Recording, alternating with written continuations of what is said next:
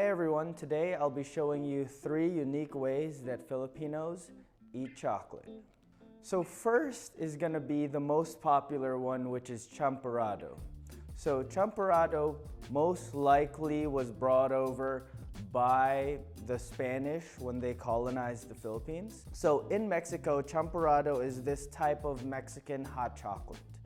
And it's thickened with masa harina or corn flour, and it's typically sweetened with what they call piloncillo or unrefined whole cane sugar. And there's typically cinnamon in this hot chocolate. So this functions as more of a drink, unlike the Filipino version of Champorado, which is made out of sticky rice, coconut milk, and chocolate. In more modern versions today, you might have seen some ube-style Champorado. Instead of chocolate, they use sticky rice, coconut milk, and ube in the recipe. Second, I'll show you what we call Chokolate-a in Bicol. So Bicol is the region where my mom's from, and Chokolate-a is basically, honestly, kind of sounds similar to that Champorado that Mexicans drink, because we drink this thickened and emulsified version of chocolate, and depending on your parents' preferences or how they grew up, they might like it thicker or more watery while they're drinking it. We grew up drinking it real thick, and my theory on why it's called Chokolate-a is it sounds like a long version of cha, which is tea. Cha is rooted in that Asian linguistic of tea where China, India, Japan, Korea all use the word cha instead of tea. So I think that it's called Chokolate-a as a long form of chocolate cha. And then lastly, I have never made this before. I just want to share a piece of my mom's region with you guys. We have this sticky rice dish called binutong, which is going to be sticky rice wrapped in banana leaf and cooked in coconut milk. One difference here is that in the Philippines, we are using fresh coconut milk. So you grate that coconut milk, and then it turns into this like sour, acidic coconut milk when it's first made. For us as Americans, when we buy coconut milk, coconut cream, it's got like these preservatives in it, water, some stuff just to make sure it lasts all the way when it gets to us. So the challenge today is gonna be trying to get that sourness, that acidic first press of coconut milk from coconut milk and coconut cream. So we'll try it out today so I can hopefully show you that third way of how Filipinos eat chocolate. So for our purposes today, we will be using what we call in the Philippines as tablea. So tablea is just roasted cacao, and then you grind it up and press it. So this box right here is commercially made in the Philippines. It's still a small batch, but it's commercially made where they try to do single origin. This particular one is from Davao, which is South Philippines. And then when it's not commercially made, it can look like this. So this is just my mom's classmate making tablea on a small scale as a side gig. This, I would say, results in more rustic style of tablea. When I pull this one out, it's a little bit whiter. I think this might be from some of the flour that is used because when it gets wet, it kind of starts to rub off here. My hands are a little sweaty, so you can see it kind of start rubbing off. And then, as you can see right there, super bitter.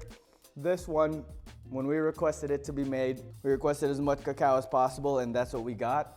You can request having it already sweetened, but for now, those are the 2 types of tablea that we're gonna use today, so I can show you the different ways that Filipinos eat chocolate. For tomorrow's cook, we're going to make 2 different types of sweet rice dishes or glutinous rice dishes. Here's the one that we have. This is the Korean one. They call it sweet rice, but there is like, I think, French on there, but you can see it in most ethnic grocery stores as sweet rice or glutinous rice. It'll be that really like short egg-like rice grain. So since I'm probably just going to be cooking for one, my wife might eat some, but I'll be conservative here. What I'm gonna do is for the champorado, I will only do 1 cup of glutinous rice, mostly because this thing will blow up probably to 3 times, 4 times its size.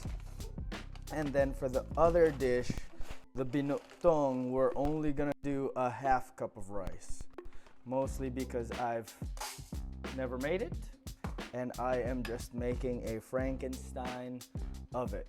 So that's the 1 cup of rice. Reduce, reuse, recycle. Make sure you remember that. With this 1 cup of rice, I'm gonna put it in water overnight, and it's gonna absorb all that water and shorten the cooking time for us, rather than us spending all of that time on the stove. And there's really no limit to how much water you put in there. It's limited by how long it's actually gonna be absorbing. So if you wanna measure, I think it needs to have at least double that. So this needs at least 2 cups of water. There you go, that's about 2 cups. For the binutong, which is a Bicolano dish, which is where my mom is from, I'm just gonna take a risk and I am not going to rinse the rice. And instead of putting it in water, so what we're gonna hope for is that the water here absorbs into the sticky rice, but also leaves some of the coconut fat in our marinated rice for what we'll do later.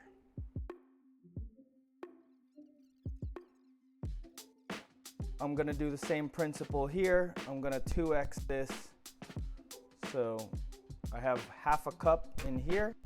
So I'm gonna go 1 full cup of this coconut milk in here.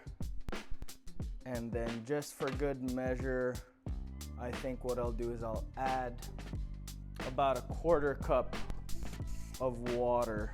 So what I'm gonna hope for is that the fat stays after the water is absorbed in this almost porridge-like thing that we're doing. Different than what we're gonna do for the champorado. So we'll put this away and see it tomorrow. So for our first drink, I'll be making the Chokolate-a with these commercially made Tablea. And for the purposes of showing you guys how emulsified it has to be, I'm gonna put this in here. I'm showing you this because basically what you're gonna emulsify this into is 50% water and 50% Tablea and sugar. So that's basically what it's gonna look like before it's emulsified. I basically 3x the amount of Tablea in there because we're gonna account for some evaporation. And then what I've done is I've taken the bottom of a mocha pot, since I'm only making enough for 1 person, and what we'll do is we'll first bring it to a boil, and then once it's boiling, I'm just gonna take this and stir it for maybe 8 to 10 minutes. So that's it, almost boiling. Okay, so now I've got this boiling here. I'm gonna pull it off the heat because it's getting hot too fast.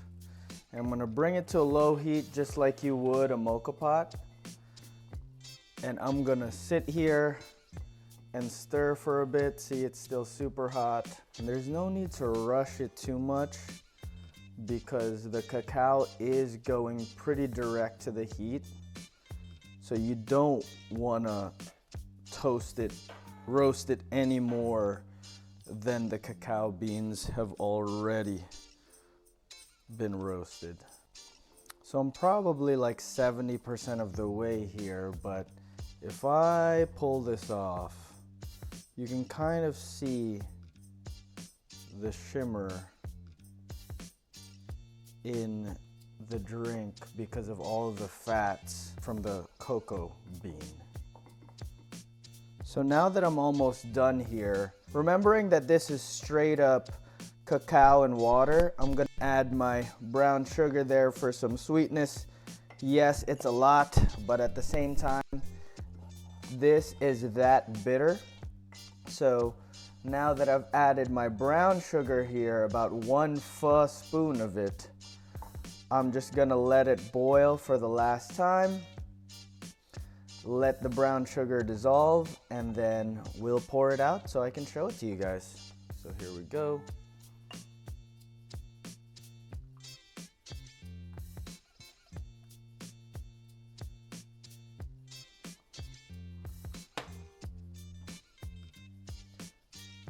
So this is the Chokolate-a with that refined style of Tablea. Hoping you can see the shimmering of the fats. You'll see how thick this emulsification gets now that it's cooled down a little bit. Don't forget, chocolate has caffeine in it. You saw how many tableas I put in there, so this counts as your caffeine for the day. Because of the molasses and the brown sugar, it's almost like this maple syrupy type of drink. It's almost like halfway to maple syrup with how thick it is, but it's like this maple syrupy type of drink with just some bitterness to cut the sweetness at the end.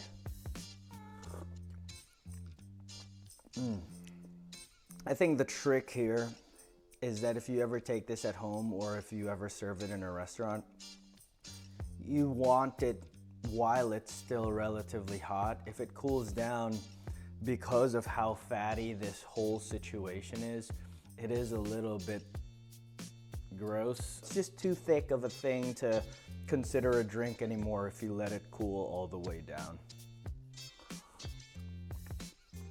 But there you go. That is Chokolate-a with a commercially made Tablea. Cheers.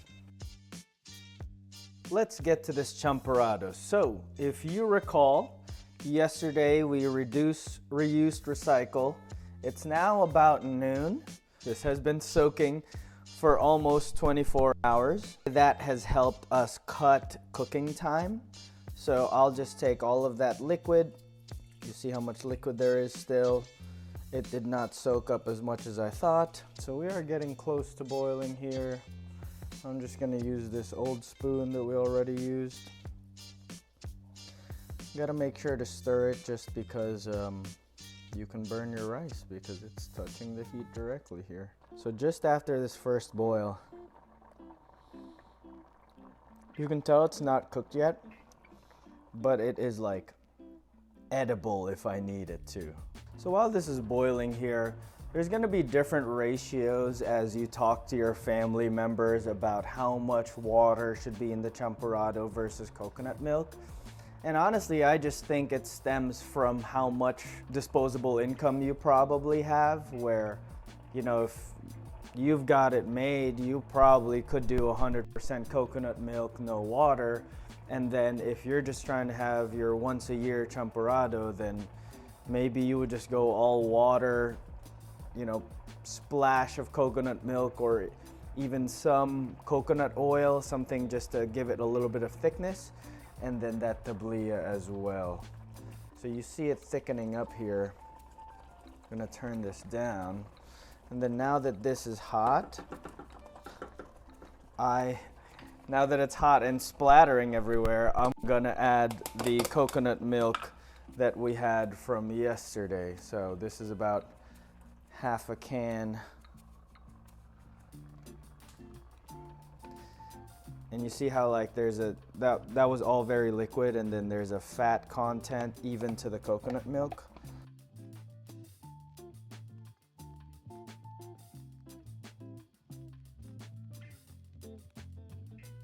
And and it starts to simulate mango sticky rice. You still gotta add the brown sugar and of course the chocolate. So I'm gonna add maybe,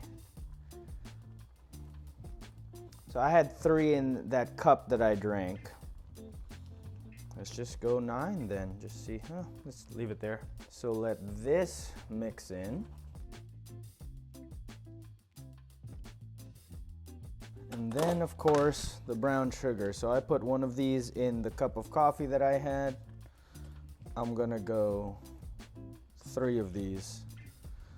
What's crazy is this is so much champorado and all I used was 1 cup of sticky rice. So be sure that you're not thinking that you can eat as much sticky rice as you can regular rice. So you see it's really thick now, more like a, I guess, Mexican rice pudding.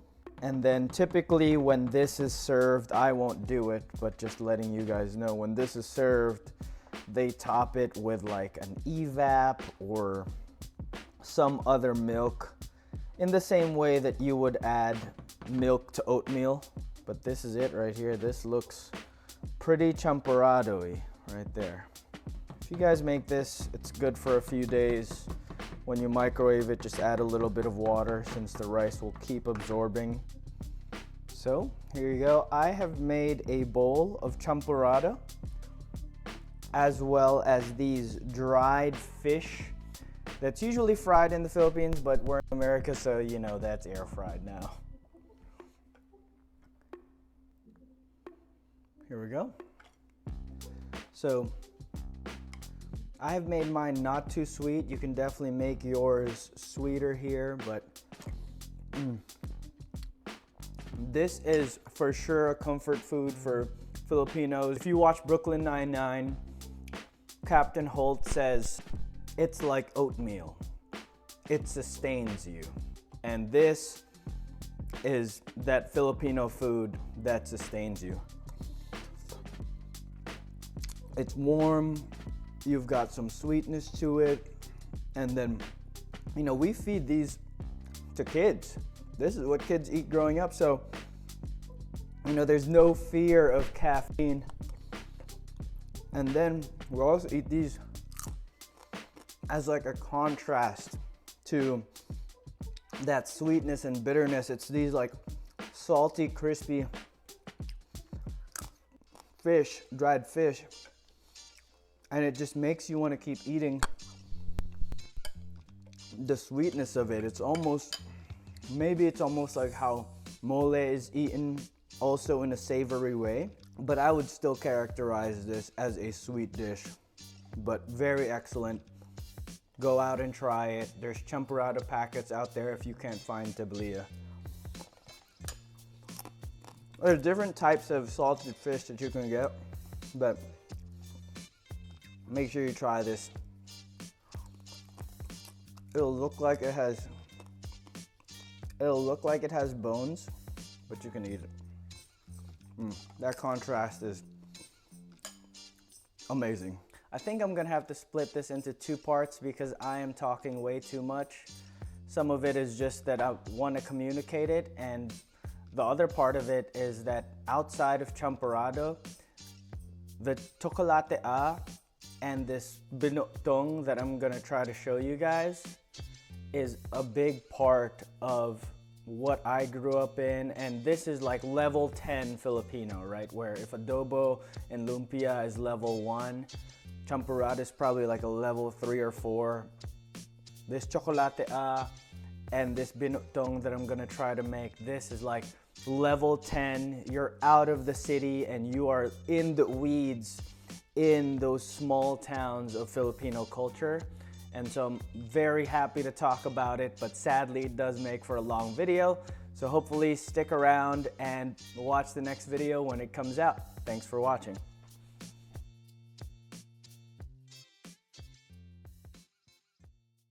Check the mic and make sure it sound right, boys.